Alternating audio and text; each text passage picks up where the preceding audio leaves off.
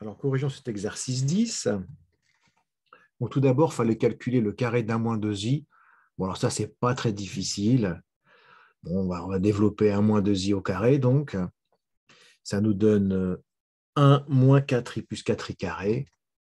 4i carré, bah, c'est moins 4. Donc, on va avoir 1 moins 4 moins 3 moins 4i. Il fallait en déduire. Donc, c'est marqué en déduire. Donc, il faut se servir de ce qu'on vient de faire. En déduire les solutions de cette équation.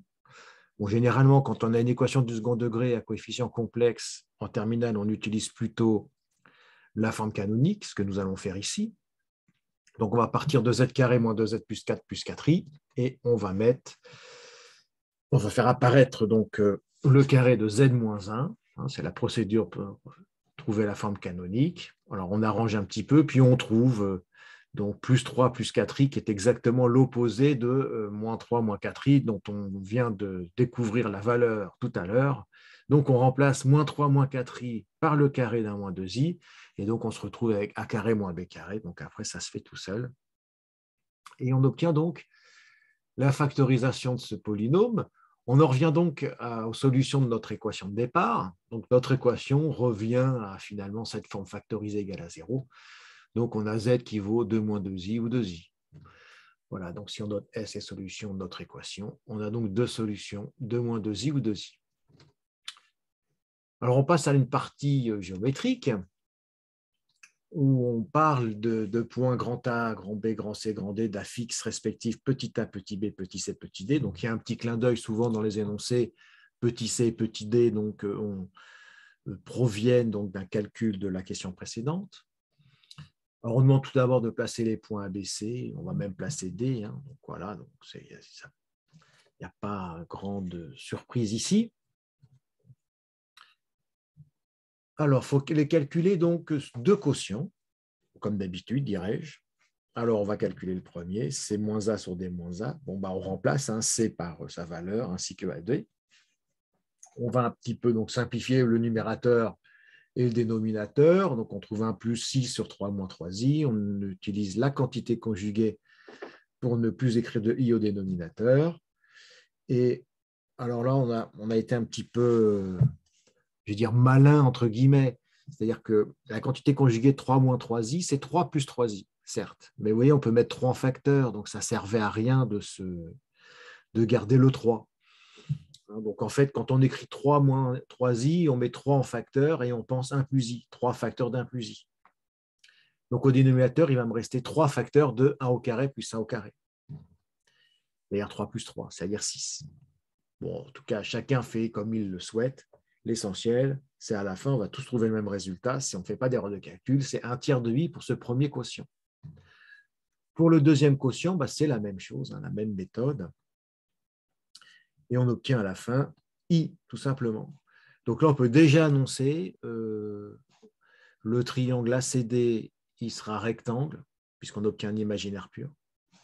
Et le triangle CBD, il sera aussi rectangle, puisqu'on obtient un imaginaire pur. Mais comme en plus, on a un nombre de modules 1, il sera aussi isocèle. Donc le deuxième est isocèle rectangle, et le premier est seulement rectangle. On déduire la nature des triangles ACD et BCD. Bon, ça se voyait de toute façon sur la figure, que le bleu, là, il est juste rectangle en B, et le rouge, il est rectangle isocèle en A. Alors, on va prendre le premier. Donc, on a montré ceci. On exploite donc le fait que les arguments sont égaux, et l'argument d'un tiers de i, c'est pi sur 2, à 2 pi près. Donc, ça nous donne que l'angle ADAC, ça fait pi sur 2 à 2 pi près. Le triangle ACD, il est rectangle en A, comme on l'avait dit.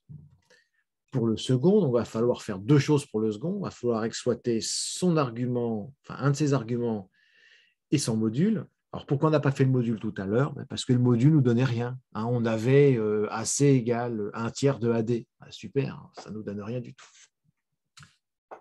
Donc là, ces deux arguments sont égaux à 2 pi près. Ça fait pi sur 2.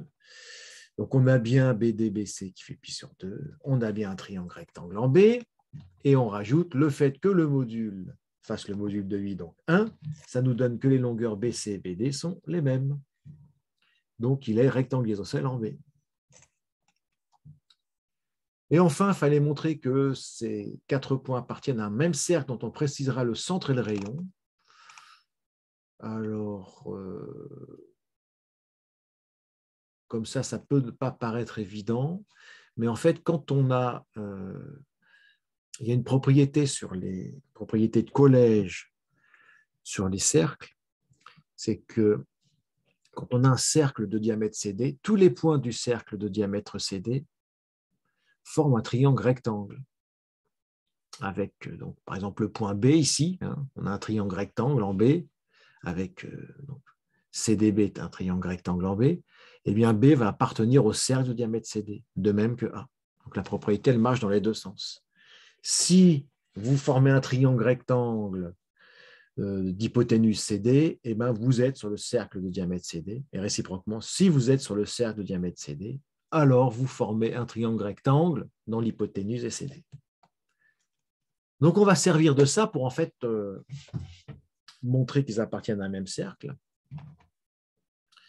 Donc voilà, donc on a dit que c'est un triangle. Alors j'ai pris celui qui était isocèle, enfin on s'en foutait un peu qu'il soit isocèle, c'est surtout rectangle. Donc CD, c'est le diamètre du cercle qui passe par BCD.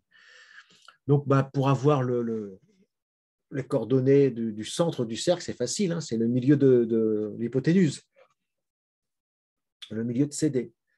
Alors on n'a pas fait le calcul, on a dit que c'était 1. Alors ça se retrouve facilement en reprenant, voilà. C est ici, D est ici, donc il faut faire C plus D divisé par 2, ça donne bien 1. Et le rayon 1,5 de CD, bon, là aussi ça se calcule, ça fait racine de 5. Et pour savoir si A appartient à ce cercle, là c'était. Alors, il y a plusieurs façons, soit vous dites encore que le triangle ACD, il est encore rectangle en A, donc A il appartient au cercle de diamètre CD, fin, ou bien vous pouvez aussi vous payer le luxe de calculer EA si vous avez envie, pour vérifier. Voilà, donc on calcule EA et on obtient racine de 5, le rayon du cercle. Voilà, il n'était pas trop difficile cet exercice, c'était un grand classique de la géométrie complexe.